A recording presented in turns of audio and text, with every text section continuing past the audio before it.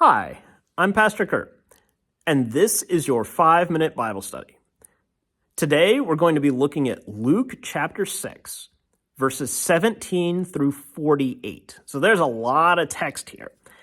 This section in the Gospel of Luke is sometimes called the Sermon on the Plain, as opposed to what we get in the Gospel of Matthew, which is the Sermon on the Mount.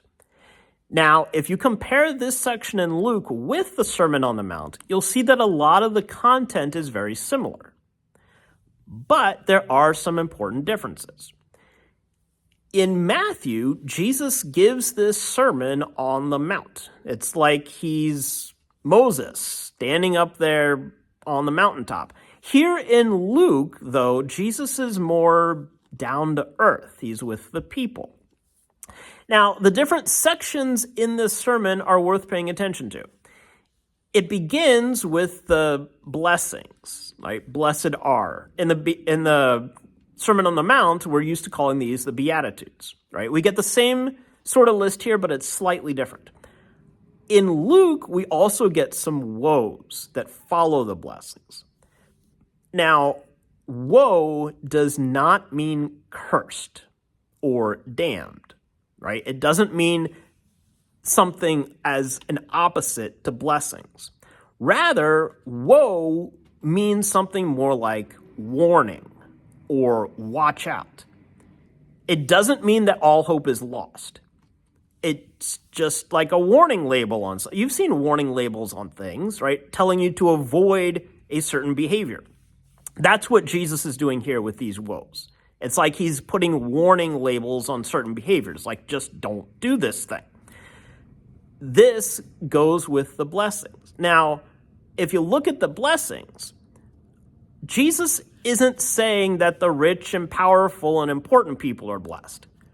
He's saying that those who are down and out are blessed. Those who are overlooked and ignored are blessed. Right? Jesus is turning the world around here. He's turning it right side up. Rather than saying Jesus turns the world upside down, I like to say he turns it right side up because our world's already upside down. It's already a mess. Jesus comes and flips it the way it's supposed to be. He puts everything right side up. So we get that blessings and woes section. It's followed by Jesus talking about loving your enemies. This is the section where we hear about the turning the other cheek and the giving the shirt off your back and going the extra mile. Sometimes when people hear those phrases, they think it just means be extra nice to people, right? Give them the shirt off your back, go the extra mile, turn the other cheek, right? Don't fight back. Be extra, extra nice to them.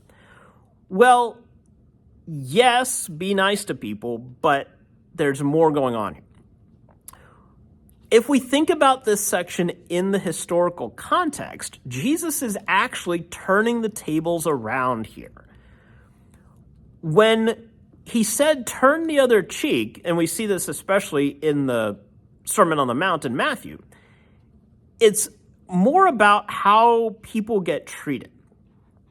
That if a master were to slap his slave on a certain cheek, if the slave would turn the other cheek, it wasn't an invitation to be slapped again, because the master would have to use the other hand to hit the slave. The first hand would be a backhand. Here it would be an open hand, but an open hand was used for equals or friends. Same thing with going the extra mile. Roman soldiers could compel people to carry their packs for a mile. It was just a form of public embarrassment. Like, hey, I'm a big, powerful Roman soldier, and I can just make you do this. I can just pull you out of a crowd and make you do this. Think, for example, about how Simon of Cyrene was pulled out of the crowd to carry Jesus' cross. He didn't volunteer for that. They just said, hey, you, come do this. Roman soldiers could do that. Well, if you then went the extra mile, you were getting the Roman soldier in trouble, because they could only make you do 1 mile. Here, it looks like they're making you go a 2nd mile, right? So now you're turning the tables on them. Same thing with giving the shirt off your back. That's not about being extra nice to people. Rather, if they made you be naked in public, then the shame was on them. They shouldn't have taken everything from you. This is what Jesus is doing here. He's not saying be a doormat and let people walk all over you. Jesus is turning the world around here. After that, we get a short little section about judging others. And this is where we hear about don't be so concerned about the speck in your neighbor's eye when you have a log in your own eye. Following that, there's a section about good trees bear good fruit. And then we hear about Jesus saying about the wise man who built his house on the rock and the foolish man who built his house on the sand. It seems like these sections aren't really related, that this is just a collection of sayings from Jesus, but there is a theme going through here. And the theme is, how do we relate to each other?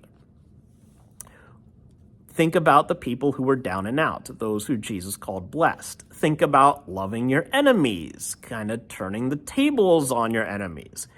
Think about not judging them. Think about bearing good fruit for the sake of your neighbors. This is all about relating to each other. And it all leads up to the wise man who built his house on the rock. That, of course, is building your life on Jesus. But think about it.